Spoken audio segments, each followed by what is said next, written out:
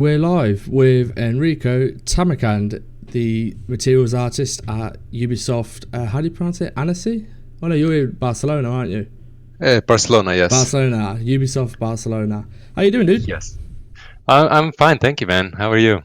Yeah, I'm good, man. Super excited to talk to you. One of the OGs who got me into substance designer. So been Oh, super really? excited. Yeah, man, you're one of the main reasons. So like between you and like a few others, like it was your which material was it? It's one of your early Stoke rock materials, which I was like, oh, dude, substance is actually pretty cool. I could maybe use this. Oh, Uh, wow, that's super awesome to hear that. and it's also interesting, like when I was getting into it, I saw your level 80 article where you were talking about presentation, Hmm. and that influenced the way I presented quite heavily as well. So I was like, okay, maybe this is the way he has a point here. Like this is probably the correct, because I was trying to work out how I was going to do my materials, like Hmm. so there's consistency across them. And I came across that article and I was like, oh shit, this is pretty much bang on what I needed. Um, but yeah, let's get dive straight into it. So like, have you always been interested in textures and materials? Is that something that's always fascinated you about the game art, or is something you just sort of Yeah, stumbled on in latter years? well, yeah, that's actually a funny story about it. You know that when I actually started with game art, because since I'm self-learned artist, then I just had to go through YouTubes and everything. So I actually didn't have anyone saying like, this is correct, this is wrong. So when I actually first started out, I was so bad at textures. Like you can't believe like how bad I was. Like people that just start off with Painter can do better job than I was trying to do. So yeah, like actually I was hating textures and materials. I had no idea what materials even were at that point.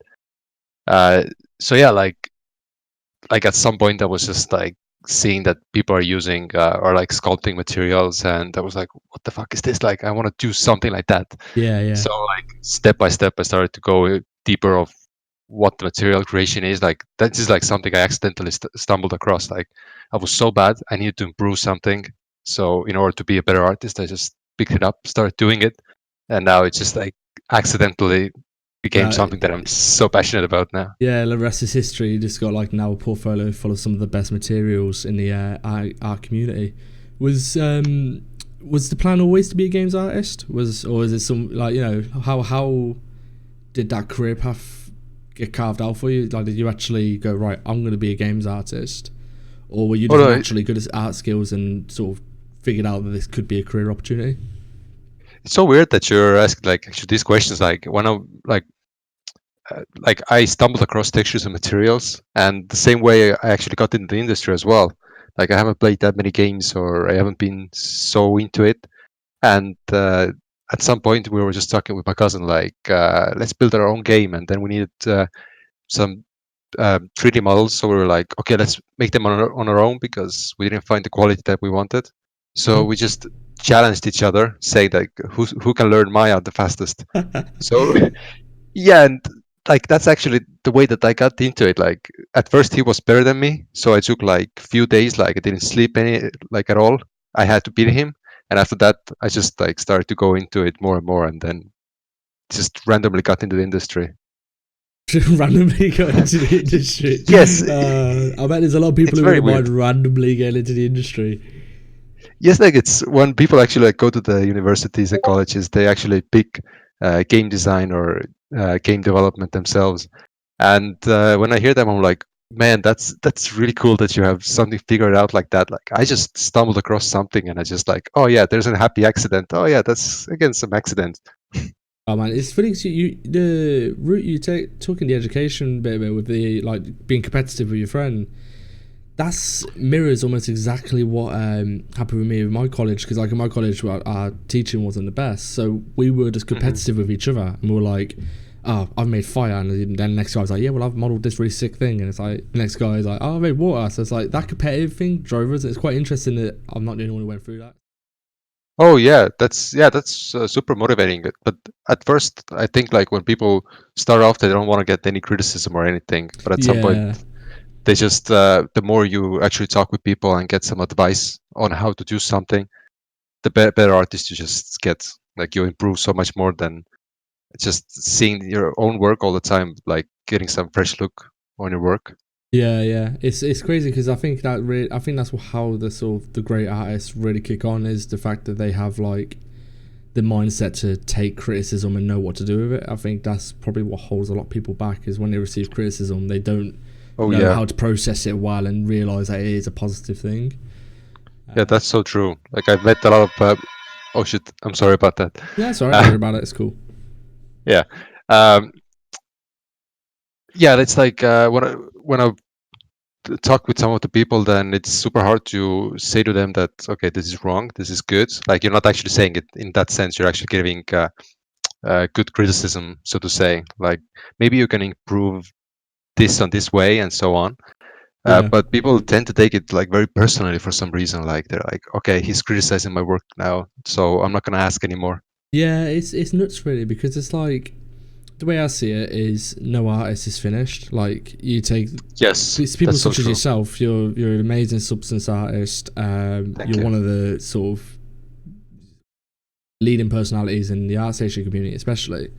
And you're not finished. Like you know, there's always room for you to improve. There's room for everyone to improve. So I think that's something I think people need to get wrapped around their head pretty quickly. Is that you're Yes. never the finished article, never. And that's part of fun though. It's fun to know that. It's fun to know that you can always get better. Like for me, that's part of the drive. Is that I'm never going to be done with this. I'm always going to be able to kick on with it.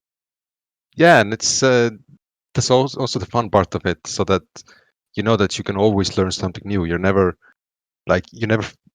reaching the end goal or end line, so to say. You can always like have more fun of the new things that you're finding out. Like just take a look at Substance Painter, for example. Like every few months or every year, let's say, like they're just giving out some new workflows, and you're just like, oh god, I want to get my hands on these new workflows. It's super Oh cool. man, it's one of the reasons I really loved. Like, it's almost like it's kind of weird. I was talking to all the guys at work about this. You know, like how some multiplayer games, so like Fortnite or Rainbow Six, where like there's regular content to keep people interested.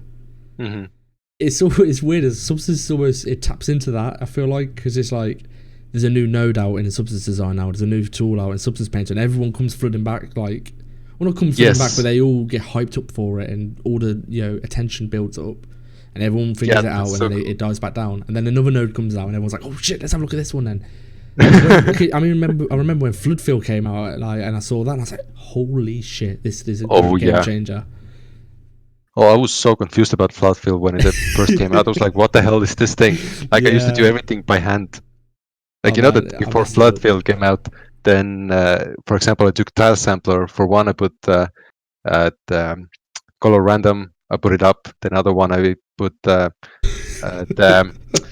mask random. So I took the same tile sampler, copy pasted it 3 times, and then put the output so that I have like one tile sampler, but I can have my own variations of mask outputs.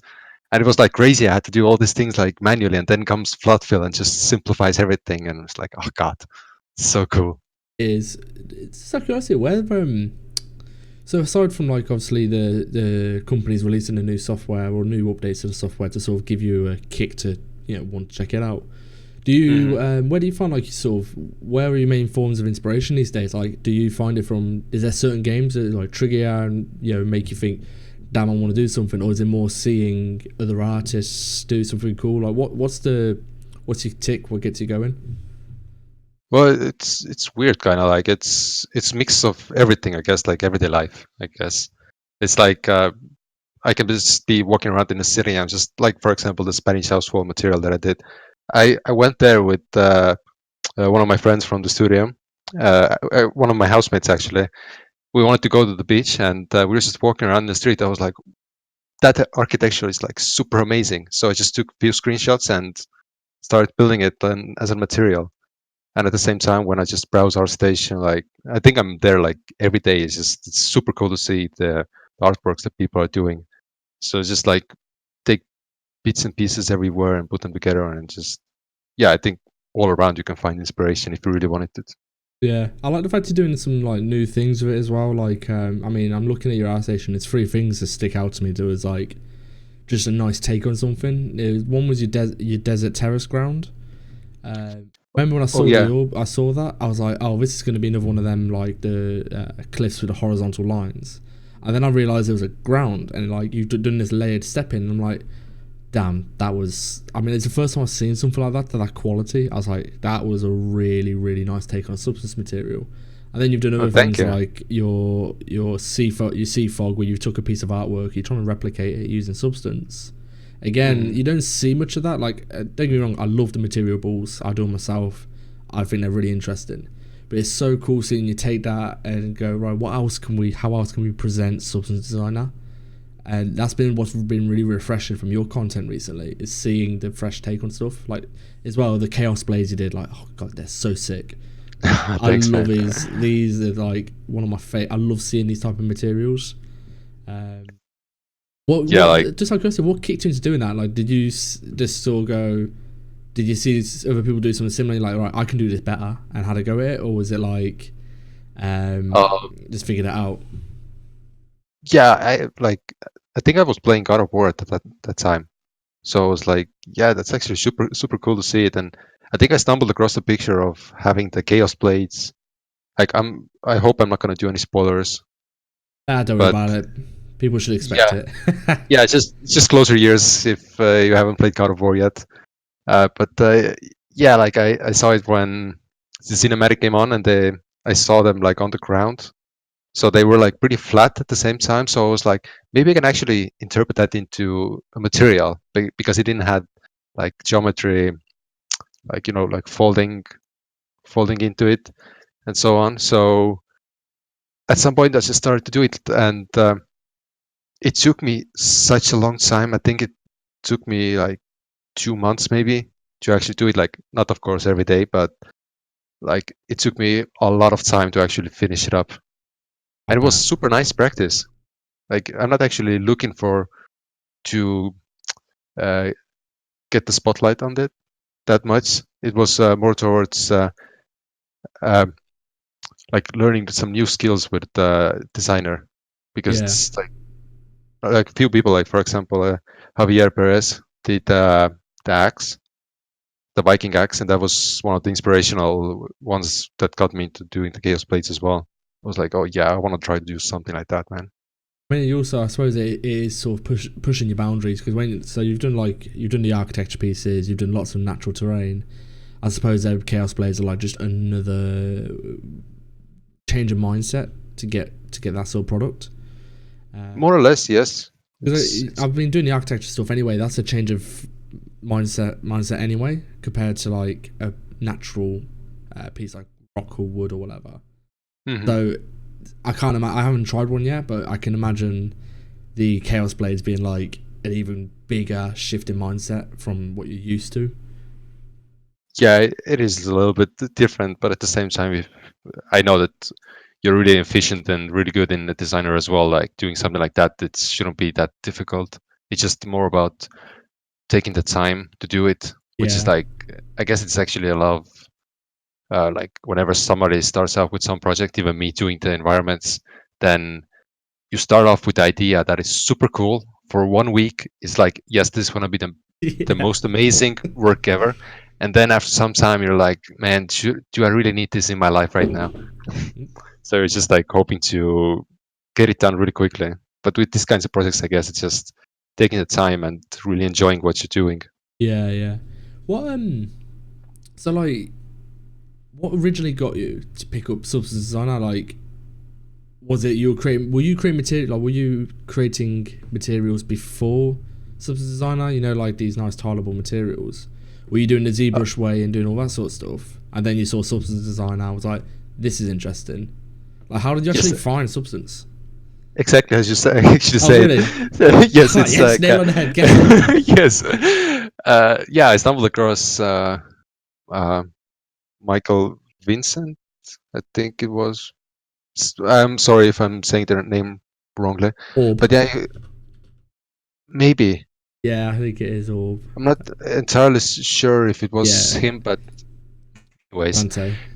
yeah, I saw a video about how to make tileable material in ZBrush, sculpt and like do everything by hand. And I was like, yeah, let's try it out. So I did few materials like that, but then I noticed that sculpting materials like rock faces, it takes a lot of time. So I was like going through Google and trying to find some ways, or YouTube, and like maybe there's a simpler way of doing like rock faces. And then yeah, I stumbled across Substance Designer. Oh God, how I was scared of opening that software at first. I was like, what the hell is this? You go through it. So when I used Substance for the first time, I actually opened it, tried it, discarded it, and then like 4 months later, opened it, tried it, discarded it, and then I tried it like a third time, and I managed to get my head wrapped around it, and I started to see the benefits. Did you Uh-huh. open it and like sort of go, actually maybe this isn't for me, or was it like open it and like it just instantly like clicked for you? It's funny that you say it like with the designer. I did the same thing with Game of Thrones. I tried to watch the first episode 3 times until I actually started to like it. But with designer, I don't know. I actually just jumped into it fairly quickly. Like I Really? just, yeah, I opened it up. I started. I think I watched one tutorial. Again, I don't remember the guy's name right now, but yeah, I watched one tutorial halfway through, and then I started experimenting, and I didn't stop experimenting even until now. Like I'm still going at it. It was just Yeah. like so fun to see that you have the non-destructive workflow. Like in Photoshop, for example, every paint stroke that you make, it's just like you need to mask it out. You need to like like tweak it somehow to make it Yeah. work. But with Designer, like every line that you have there, you can modify it. You make it bigger. You can make it smaller. You can warp it. It was like super amazing to try it out. It's crazy though, isn't it? Because like when you try to explain to somebody what like because so something Ben said on the first episode, he says like the entry level point to have a conversation about this sort of stuff is like very high. Hmm. And when I try to explain to my friends what substance designer is, I mean, the average person, when I say, oh yeah, it's for creating tessellated procedural materials using a texture with no 3D geometry or polygons, like they just look at me and just go, oh, that means absolutely nothing. So trying to explain that is really, really, really difficult. Oh Because when someone yes. tried to, even though me, who at the time had some 3D understanding, they explained it to me, and I was like, still went over my head a little bit. I was like, nah, this is the same for me. I know the feeling. Oh my God. It's every family dinner that I'm having, then people ask, oh, what you do? And then you're just like looking around like, okay, see, here's wood. I make this, just pointing at the wood and that's it. Yeah, but it goes a step further. It's like you see all the tiny little grains and then the micro detail. Yeah, I made that, and they're looking at it like it's grain. No one cares. It's like no. Yeah, The tiny little exactly. Like, details, man. They're the important bits. yes. I'm actually all the time saying this as well. Like every time I had the chance to uh, give an interview for the 80 level, then I say that the micro details are the things that sell the realistic look. Like it's like you need to go from the macro details to micro details all the time, and like Yeah, it's that's. the selling point of materials.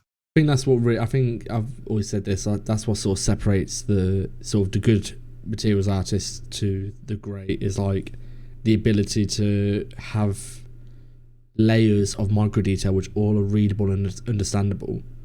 Hmm. I think it's very easy to slap like a I don't know fractal noise, fractal noise base, and that's my micro detail. Whereas people like yourself, Daniel Tigers is really good for it as well. There's a story within the micro detail, and you guys are great at crafting that, and it's all readable, which is the nice bit. Thank you. It's easy to lose micro details. Obviously, it's so small and subtle. It's easy to lose it. I think that's one of the big perks for you guys, is you actually Yeah, make it readable. yeah, it's actually very difficult when you're. I don't know about like other artists or him how they start, but yeah, actually like starting off a material, the first thing I mess up so much with the scale, and then I start to make it like this. The further it goes, then you start to understand like the details that you need to put. Like for example, if you make a rock and you put just black and white noise over it, then you can just use the one scale. But if you're making something that the Spanish house wall, like that has windows and everything, and you want to put that noise on top of the bricks, then you're gonna need to put the scale like way up so that those small speckles are actually the size of the bricks themselves. It's that I'll just look. I'll just having a second glance at that. I still love that material. What do you think you're gonna do more of them? Like, because it's something else. I don't want to say arguing with someone about, but we were having a heated debate was these materials where they're sort of environmental, like instead of modeling geometry, you got this texture.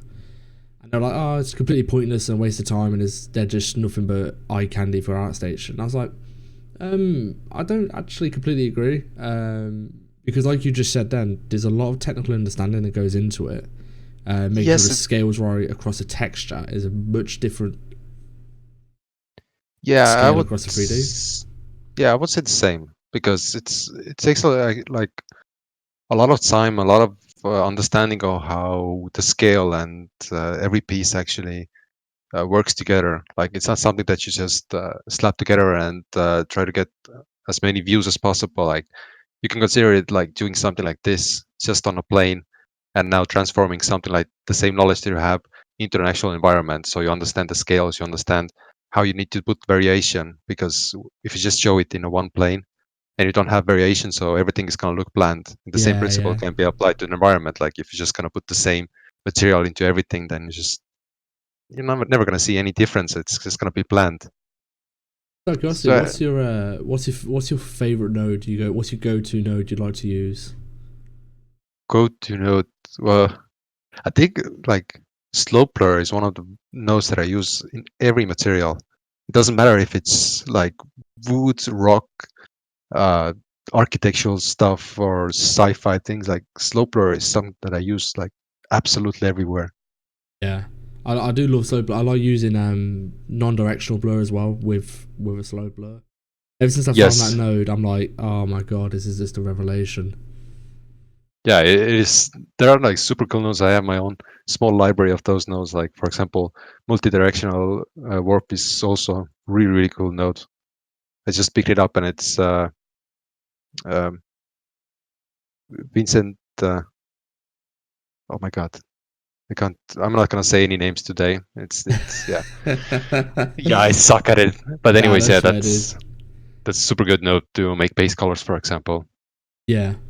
Do you so on the flip side, is there any nodes you'd really like to see? Like, you'd really want to see a substance design out that you think would be a game changer, or like something you just personally want to see? Yes, actually, for the past few days, actually, like, I've been thinking about something. Like, I started to use Shadowbox in ZBrush more, and it got me thinking. Like, I'm always thinking about having like, for example, vector displacement maps like someday in Designer. So it'd be super cool to have something similar to ZBrush Shadowbox in Designer to make vector displacement maps, so that you have like all sides, you can just select them and basically start carving them in. I don't know if it's gonna make sense much, but No, at I get what least you mean. like, I'm just trying to wrap my head around. That's great. That's next level. yeah, that would be like super cool to use. Like, it's not just the black and white displacement, but actually like geometry Yeah, yeah, yeah. displacement. Yeah, that would be cool to have. But I think that if something like that actually comes along, then people are gonna switch their software knowledge. Like, they don't need, like, there's gonna be very few softwares that you need other than like Designer, if you can make everything there already. Yeah, I mean, it's pretty close to that already. I mean, you can make. I mean, your ArtStation challenge was super interesting. The Wild West one, because you just posted like. So I'm looking through it now, and I remember like you posted loads of materials, and it's like you've built majority of that scene with planes and these really nice materials, and I'm like, damn, that's almost like environment building with nothing but substance designer, some rudimentary like modeling packages, and the engine, and like it's crazy Yes, to see. actually, yeah. It's, yeah, Designer. Like, if you know it, then using just the general materials, even you can build some crazy ass environments. I've seen some of the artworks in ArtStation as well. Like, they use just like 3 to 5 materials, and they build some crazy ass environments. Like, I'm like, holy hell! And I'm actually like going to detail, trying to understand what material is used where, because you can't distinguish one from another. It's so cool. Yes, that's the nice bit. It's when you look at something, and this is one of the beauties about your one, is that you look at it, the big, beautiful, the beauty shot. You don't look Mm. at that and go, oh, I could see, you can't reverse engineer it. You can't look at it and Mm-mm. go, oh, you see how he's used planes there, and he's used this material here and that material there. Like, Yeah. you just can't do that. then that's why I think I quite like it, is the fact that I can't look at the image and go work. I can't reverse engineer it, which is really cool to think, considering it Yeah. is, you know, primarily substance designer artwork in there. Yeah, that's well said actually. Like reverse engineering, I like that. It's something Dynasty says quite a lot, because he's like, he doesn't like to be able to look at a 3D object and like see the bevels or see the geometry. And it's what I say whenever I'm doing Photoshop work as well. It's like I should be able to reverse engineer an image in my head. I should look at it and just be like, it's an image, and I can't figure out. I couldn't step through that image. Can, and I normally say there's a couple of missing steps. Very interesting way of putting it, actually. I need to start thinking the same way now. It helps in places, but also drives you insane. So literally, I see marketing adverts, and I use a lot of After Effects, and I'm trying to say, oh, okay, what effect do they use there? Use that and that. Okay. I can't figure it out. And it just drives you insane. And the same with substance materials. I try to see. I mean, I can't do it too much with substance because there's so much in there already. But yeah, when I can see nodes, like if I can see a flood fill or I can see a slope blur, I'm normally like, it probably needs a few more passes to like get it right. Yeah.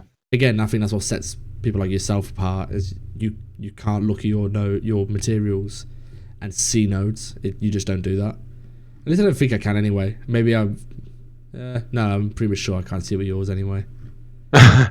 I can't even see the nodes. It's like whenever like people have asked me as well, like some tips, for example, in Designer, and I never know how to say like, okay, you need to use this node or that node. Like I never know what nodes I'm gonna use for what material. It's just I jump into it, I try a few things, and I just see where it goes. So like looking at some materials, then reverse engineering those things, like I'm just like, yep, I'm just gonna quit now because it's impossible. Like the people's mindset of the happy accidents and everything. It's just I don't Happy know. accidents It's are amazing, man. Like, yes. it's one of the things I say to a lot of people is what I like about substance designer is that you get a couple of nodes that you put together and you have a happy accident where it's like this, you creatively use a couple of nodes to solve a problem. They almost feel like it's your solution. True. It's like, oh, I've got my little solution here. And then it's a kick in the balls when like you see someone else doing, you're like, oh, other people use it. Okay, maybe it won't. Maybe it's not. I'm not a special snowflake on this one. But that's a super rewarding thing when you think you've solved a problem in a very creative way. That's so rewarding. Yes, but then it's the same way of like when you make like a huge graph, like you make a huge graph of something that you want to do, and then you see like a few days later that somebody posted like 2 nodes and making the same effect, and you're like, how the hell is that possible? Oh, that's the worst. I think I cut. So my graph was huge at one point. It was a mess. It was appalling, and I was posting for some support in the Discord, the Empire Discord, and someone was like, "Why have you done that?" And I'm like, "I get this effect." It's like, "Oh, dude, if you use this and this, you get the exact same effect." I'm like, "Oh shit, you're right. Oh, okay. Well, 2 weeks of building that graph undone in 20 seconds, but like, yay." Yeah, it's super frustrating, but at the same time, it's so nice that if somebody can give these kinds of advices to learn faster and understand like some faster workflows. I just want to ask one question. You know the Twitch stream you do, you see fog, where you're taking a concept and stuff like that. What inspired you to do that? Like, because I really enjoyed the streams, by the way. I weren't very vocal in them, but they were fun to watch, and it's cool seeing your work. Thank you. Do you plan to do more of them, because it's a super interesting way to tackle substance designer? But how did that come about? Well, it happened very randomly. Like, yeah, I can see that my decisions in game industry is very random. Like just bits and pieces falling together. You're secretly a cat. Happy You accidents. land on your feet. Yes, exactly. Like, so I have like 3 lives taken away, so I have like a few more left. Anyways, like yeah, I started to see that like I didn't know anything about Twitch, so I started to see that the Twitch community is like growing like crazy, and I had no idea what it is about. So yeah, like I randomly started to do one stream, and I actually got so into it. I was like, "Holy hell, that actually feels cool to do something like you're put under the pressure that you need to finish something up." So like, there's like a lot of people looking at you. You can't mess up, and at the same time, you can't give a bad information. So you need to be very solid of what you're doing, and it kind of like tests your skills. I kind of started to like that. So yeah, um, in the end, I started to do them just to like give free um, content for the community itself, actually, as cheesy as it might sound. But yeah, like when I started, then I had to learn everything on my own, and finding tutorials and buying them. It takes a lot of money, so you don't want to buy the tutorials all the time. It's just like trying to Yeah. find ways on your own. You spend like hours, days, or even months on a problem that can be solved when somebody just gives you a tutorial or just comes to you like, oh yeah, use this and that, just like we were talking with the designer. What's And quite nice yeah, about it like though is like you. So with the tutorials, you tend to see it's almost a false representation of like how you build a material, because obviously you already know what you're going to do in the tutorial. You go through step by step of what you've already done.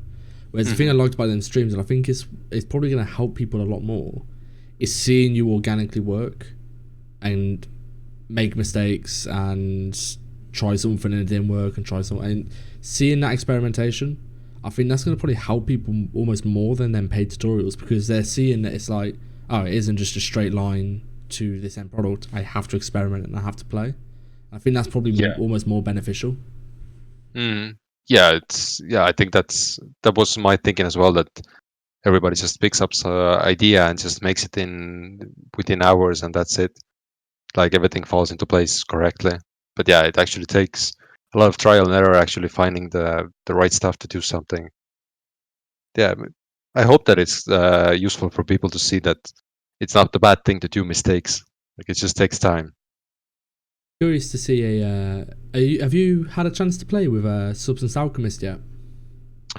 No, not yet. I have had too many projects on my hands that I have it bookmarked, and I still haven't watched the full video after the video even.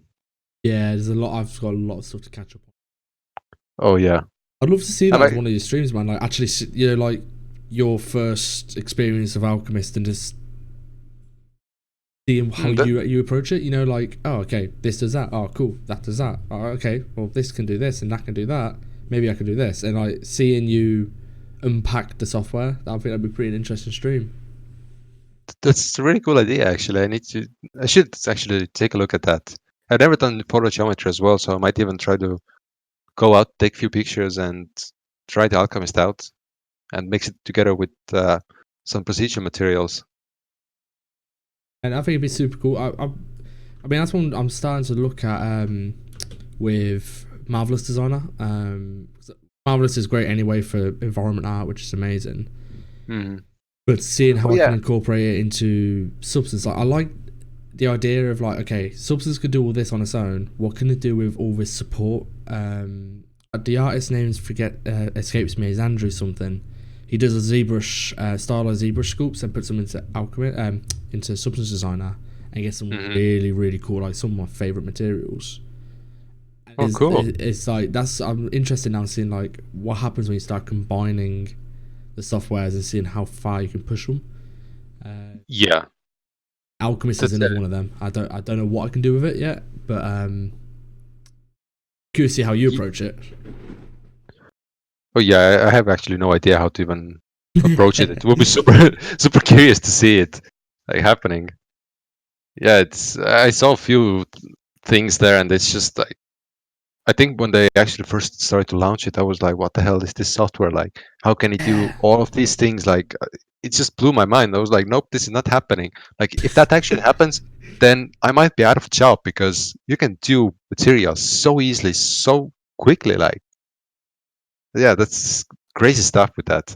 But then you imagine like, so you say that you say you'll be out of a job, but think of it like this: okay, the average person can create these crazy cool materials with Alchemist. What can I do with my wizard level knowledge of designer, and then apply that to Alchemist? Like you're gonna be like, yeah, it's cool what they can do, but yeah, sit down, kid. Let me show you how it's done when it comes to you, man. Yeah, I would be really curious to see myself doing that as well. It's yeah, I've like if I first open up a software, I just like mess around with the software as much as possible. Like I usually make very shitty things out of it.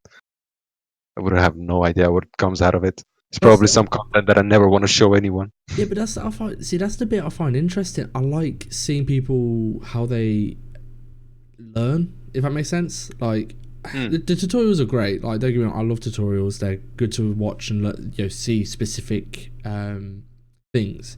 But just seeing hmm how an experienced person opens up a brand new piece of kit and what how am I learning this? What am I doing? I mean, I've been really fascinated watching the Dynasty stream recently because he's learning Blender, and it's Uh-huh. like seeing how his head's working and where his headspace is approaching this piece of kit. That's why I think I'd be interested in seeing how you open it up, because even though, like you said, you're not going to make anything amazing, but it's not about hmm that. It's about what questions are you asking, and what do you want? What do you expect to see? What do you want to see? What are you surprised by? These are the sort of things You, I find interesting as a viewer. you know that I have to give you really good credit because you're doing freakingly well job on the interviewing part right now. Like I have no idea how you're actually like getting these thoughts together. Like, but it's super cool to hear them. Oh, thank Anyways, you. yes, it's Oh, I'm blushing now. Oh. it actually takes skill to talk like that. At least in my experience, like if you see my streams, then there are moments where I'm just like quiet because I have no idea what to talk about. I'm just like blanked out. I'm gone. You Just say that streams are hard. Like I've streamed a couple of times, and I find streaming way more difficult because one, you need someone to talk to. Like mm, if the chat's quiet, you're just talking to yourself, and that's an art in itself. But when you're talking to someone, like yes. you're just having a conversation, that's all we're doing. Like, and that I can talk for days. So yeah, that's for me. This isn't a habit. Doing what you did in terms of stream, because you're not just. This is a bit I find difficult. Is that when you stream, you're not just streaming. You're trying to think, work out problems, whilst at the same time being entertaining, talking to the community. All this like that's difficult. Whereas what I'm doing now, I'm just focused on talking, having a one-way conversation with you, and it's a I'm not multitasking. So like yeah, credit where credit's due. You did a fantastic job with the stream. Don't worry about like maybe it's Uh, this or maybe it's that, like your sound. Thank you for that. I appreciate it. Speaking of Yeah, it's your projects, so I just want to move on to your the collaboration you did with Isaac Fernandez. yes. So The Minas Morgul, right? yeah, yeah. Yeah. One, superb, shit hot, amazing. Really Thank like the you. colours. I love seeing the greens and lighting. It's not done enough, so it stood out. Like when I saw the thumbnail, just stood out like not like a sore thumb, but like it caught my eye straight away. We were Oh, talking about that's this great to hear. a couple of days ago. So, how beneficial do you see, more from someone trying to get into the industry, collabs being? Because with what you did as a passion project, your friends, and hmm neither the characters nor the scene take away from each other; they complement each other. hmm But what's your thoughts on collaborations? In terms of like, say, between two environment artists, or like a texture artist and an environment artist to create a product or an image. Do you think that's beneficial to someone who wants to maybe try to bolster their portfolio? Yes, 100%. Like at least this is like uh, in my point of view. Like when we were making this, then yeah, like he was making superb job on the characters. At the same time, I only had level design done, and I want to step into the environment art more.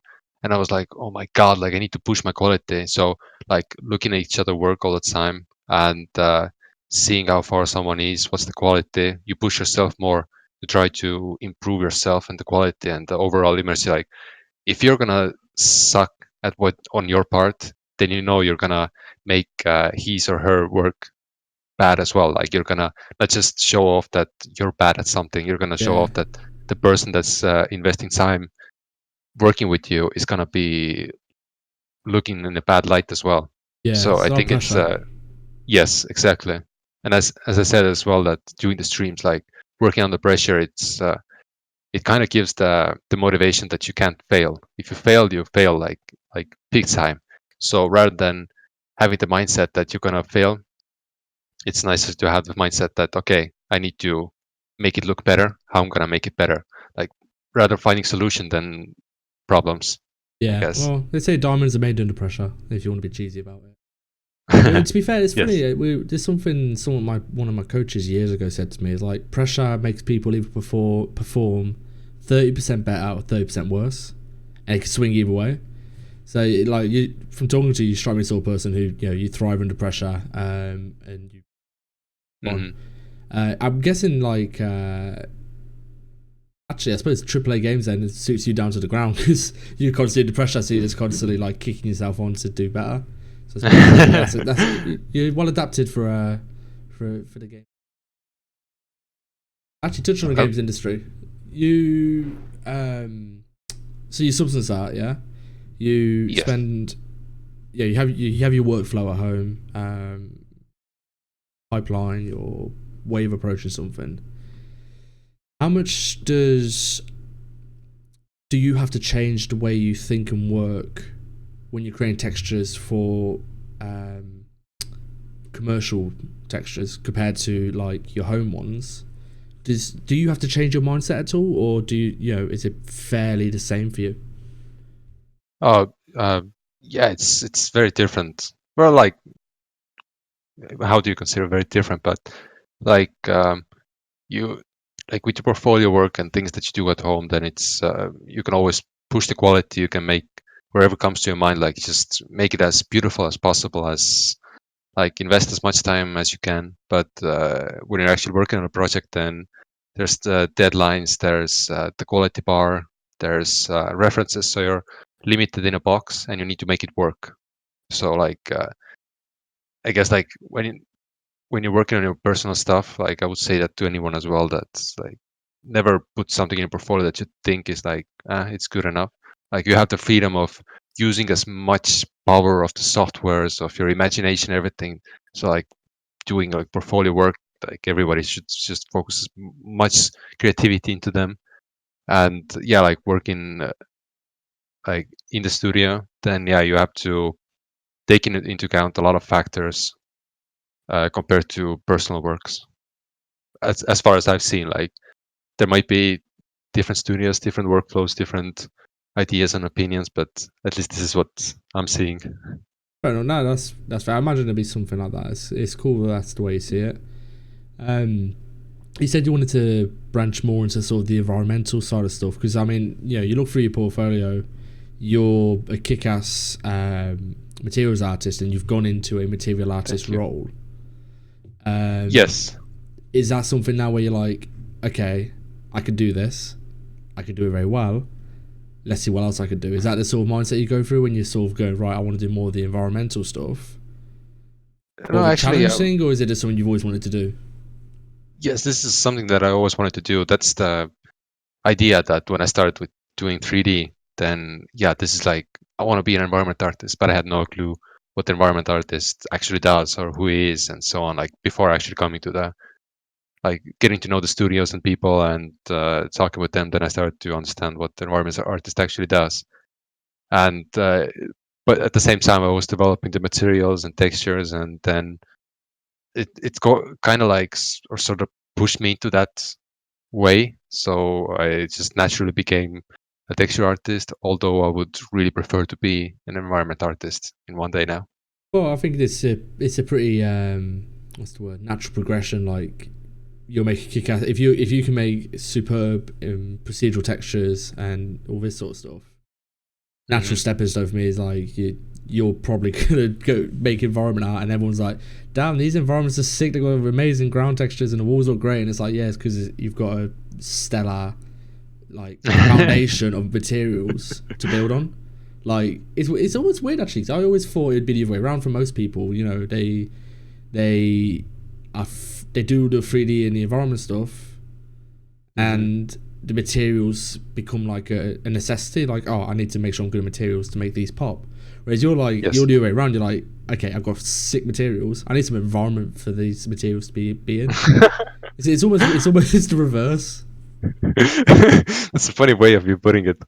But yes, it is. Like that's like I think I've said it in one presentation as well when I was talking then that like people often disregard textures that they put like the model like don't get me wrong like models doing an actual 3D model properly that requires super good skills like the people that I see at office working I'm like holy fuck like I need to be in tier level but it's gonna take a lot of time but I think that people disregard the needs of actually making textures or materials or like you model something out to do the level design, for example, for an environment, but then it comes the point where you actually have to texture and paint them. Then I see like people asking questions and struggling in that area, making a lot of things very monotone, so that you have nothing like the hero prop is not standing out. You have no like a focus point, so to say, because the textures are not supporting it like everything, like the lighting and it takes into account your materials. So it's I think it's super important to understand like the material creation or just the texturing part itself as well I with think modeling. it's weird. It's hard. I hate saying this because I really enjoy the textures. I think I love making stack materials. Hmm. Someone summarized it for me once that textures are like typography. You shouldn't really notice them. And I'm Hmm. like, at first I was like, no, that's bullshit. Like, no, you should notice them. And then I was like, well, actually, okay. Big bio games, really good games. You focus on the hero props. You focus on the characters. Yes. You only notice textures when they're wrong. Yes. Um, which sucks for his sake. It kills me saying that because I love making materials and I think they're great fun. But they are like the sort of the crutch that holds up an environment. Just know they don't get probably the limelight they deserve. I suppose Mhm. I don't want to say deserve. That's probably not the right way of phrasing it. Yeah, but yeah, I understand what you mean by that. Yes. You Like sorry. no, no, go. It's fine. Do you know your materials you make, your environment ones? In the back of your Yes. mind, because I know this is what goes through my head. Do you think, oh god, if I made this in 3D, I could do this in 20 minutes or half an hour? Like, you know, when I made a couple of my previous ones with sci-fi, I'm like, I could make this in 3ds Max in like half an hour.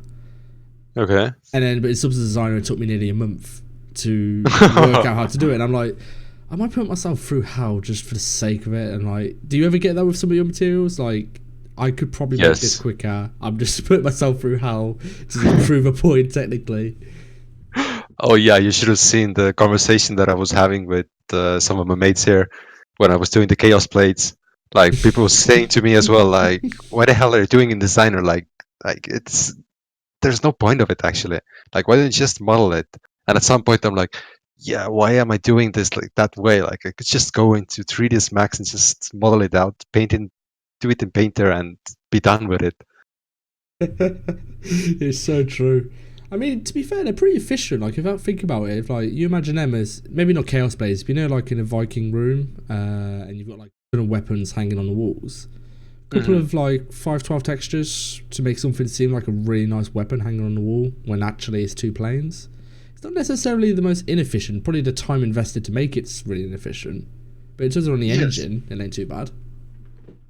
Yeah, if you have it as a standby prop, then like somewhere further away, so you're not gonna actually use it, then yeah, I don't think it's a bad thing to know. Like it seems that like if you look at ArtStation, for example, all the crazy artworks that everyone is doing with designer, like I'm pretty sure that within the upcoming years, designer and modeling in designer comes more and more efficient and something that people are gonna maybe even use or implement it somehow.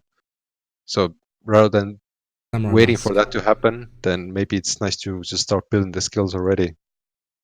I won't forget that samurai mask. The art station. Oh God, yes. Oh Jesus, man! I saw that and I was like, at first I saw it and I went, oh, that's a pretty cool mask. And I saw the SD logo and I was like, no. Click on it. I was like, oh my word, this guy's a fucking wizard. It is ridiculous. I couldn't believe it. Now that was one of the few times like not many pieces of artwork do it to me. But I was just like, nah, give up. Like I was just done for the day. I was like, that's incredible. I can't believe somebody Oh And yes, I it's dread to be inside that guy's head. He probably went insane doing that. yeah. I don't want to know what he was thinking while doing that. Um, so what's on your roadmap then? Like, what's the? Because like I said, everyone artists are always learning. What's the next skill or software you sort of thinking about you want to pick up, or is it just refining the skills you already have? What's in store for you?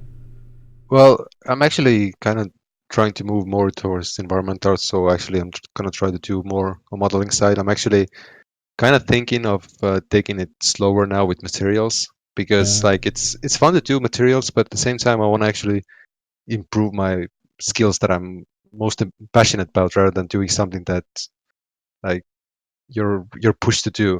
Like yeah, people expect that you're gonna do materials, then you're gonna do materials. But like I would like to do something that I know I'm gonna be really happy about doing. So yeah, yeah. I'm probably gonna In try to do some modeling more. Is it going to be like interior, organic, like any hints?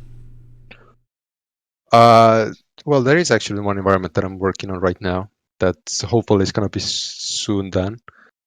Um, yeah, it's fan art for one upcoming game, and like I'm actually enjoying doing peak scale environments a lot. Yeah. Like for example, Minas Morgul, and I think in the Wild West it was more or less the same as well. Like as big as you can get, like make some big castles and trying to find the right scale of the assets. Oh wait, I'm looking Yeah, forward to seeing something like that, man. So commendable, like, because it's easy for you. It'd be easy for you to just sit and keep doing what you know is popular, and you know you. I mean, I'm guessing their materials, like, although I know they're always going to be challenging for you, but like, you can do them in your sleep. You post the material, it will kill it. It always does. But I suppose thank being you. willing to be like, you know what, I want to do this other thing, which is a bit more uncomfortable for me, or like I know I need to be better at. Like that's super commendable, man. Because like it's easy to do what you know you're good at, Yeah, or yeah, like wizard at anyway. I guess it's nice for every artist to take themselves out of the comfort zone. Like at some point you feel like if you're doing the same stuff over and over again, it just comes monotone. You find your safe zone and you're afraid to step out of it. So you just keep working and working until you like end up doing like the same thing for years to come. So I think that's like at least in my perspective, I would like to broaden my horizons. Yeah, no, that's cool, man. I mean, are you gonna? Yeah. Is the environment focused on what's the word like, or flaws within the environment? So, for example, the scene I'm working on at the moment, I knew I needed to do more propping. So the whole scene was based around I need lots and lots of props because I need to practice my propping skills. Hmm. And like the next scene I'm going to do, I'm like, right, I'm not going to do any modeling. I'm going to grab a off the UE store a scene and relight it because my lighting skills aren't up to scratch. And like to sit and I've got like a whole list of stuff I'm planning to do. And like I want to do an organic scene, like an outdoor environment because my organic skills are dog shit. Like that's how I approach like picking an environment is like what am I really bad at? Let's make it a strength. Yeah. Is that how you does that come into your sort of thought process when you're picking an environment, or is it like no, I just want to make something I really just enjoy making? I think I'm more towards I want to just make something that I like making. I Yeah, mean, you're still gonna do all the lighting and the props and everything, so you're gonna get the experience either way. So, like I'm saying that I would take like one full project and do everything by myself, then pick a few areas to refine. If you know what I'm like, yeah, yeah. what I'm trying to say. Yeah. Yeah, no, no, exactly what you mean. Um, Hmm. Like I what's mean, it's like fun? it's like not a bad thing that how like everyone else like as you said like refining lighting skills because I see a lot of people actually buying environments and relighting, for example, Clinton Crumpler's the train scene. A lot of people relight it, and it's super cool to see it. Like it Heartbroken. helps a lot to build skills. Heartbroken because one of the ones I've just seen go up because I was planning to do that scene. Uh-huh. That was the one I wanted to do, and then someone lit it. In my head, how I pretty much planned to do it, colors and all. Like they did it and they nailed it. Like they did it absolutely perfect. I was like, fuck, okay. I have to draw another one. I can't do that. I can't. I'm not gonna put myself up against that. Fuck that. Like that. That was heartbreaking. That scene's sick though. Like I had a look at it, like, because you know what, the bit I'm really impressed by that scene is the materials are Uh-huh. perfect. Like, you drop lights in and every material behaves exactly how it should. So it means lighting is just Yes. like a doddle. You don't have to even think about it. You don't have to do any trickery or anything like that. Everything behaves how it's meant to. So Yeah, that's super nice. Then you can see that it's developed by a skilled artist, yeah, like someone who knows what he's doing. well, we're getting him. He's going to be on the podcast in a couple of weeks. I can't wait to talk to him because he's some of his like Oh, that. That's the super other side cool. of things I'm interested by is people like him and Jonas Hmm. making business out of art, because a lot of artists such as myself and just you, we make art because we want to work in the industry and for the sake of making art and this sort of stuff. Whereas they've treated it like, let's make a business out of this, make stuff people want. And I'm like, that's a super like entrepreneurial mindset, which Yeah, that is actually really cool. I've been thinking the same thing, like how they're uh, picking up like different artists and putting everyone into a good use. Like you can freely do what you want, or like you have the guidance of how and what, but at the same time you have the artistic freedom to actually show your artwork, and you get paid for that. You actually have like, yeah, like entrepreneurship, as you were saying. Like it is cool to see it, and I'm really curious to see what his the Clinton is gonna talk about it as well. yeah. So man, he's like, I mean, to be fair, if just for, again, I don't want to. I'm not trying to throw ideas out there towards you, but like, if you thought about doing like the mentorship thing, like you're up there as one of the most sort of recognized substance artists. Do you ever think about doing the Thank you for saying mentorship that. thing? Because I mean, I've I been know thinking plenty of about people it. would love to. I know people have asked me, like, do you, as in name dropping you, going, does he do this? Because we're talking about mentorship within the art community, and I was like, Hmm. actually, I don't think he does at the moment. I'll bring it up, like, because I know people would love to have your support and your knowledge, create materials. You ever considered it? Yes, I have been considering it, but at the same time, I don't know. Like, um, since I'm doing free content a lot, then it kind of feels bad to ask a lot of money from people, because I will be putting a lot of time into doing everything. But like, if people are actually interested in it, then yeah, I've been I've been thinking about it for a long time. But I need to find people that are gonna be really interested in it, and yeah, it's something that I should do. I could do and should do. I mean, dude, I know what you mean with the like, the free content, but the free content's for the masses. It's for the whole art community to really, learn from you. But the mentorship, man, like, that's super personal for someone. Like, that's the difference between someone getting into the industry and not. Whereas the free content's like just it's broadly helping people, and also it's entertaining. Like, don't forget that you when the free content stuff, you're entertaining Hmm. people.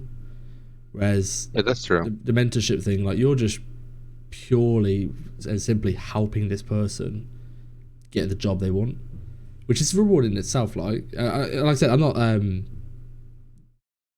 saying do this or do that. It's interesting because people have asked me about, they saw you coming on the show and they're like, oh, Oh. dude, does he do them? And I'm like, I don't know. I don't think he does. Bring us Well, up. if there is like people who are curious about mentorship, then they can actually contact me on ArtStation, and it would be fun to talk these things through, like see what people are interested in seeing and how can I actually develop the mentorship towards the artists themselves. So rather than me giving you a tutorial to follow, it would be nice to see what they're actually wanting to see and wanting to learn. Be interesting. It's only because they like they're interested in materials. Um, Mm.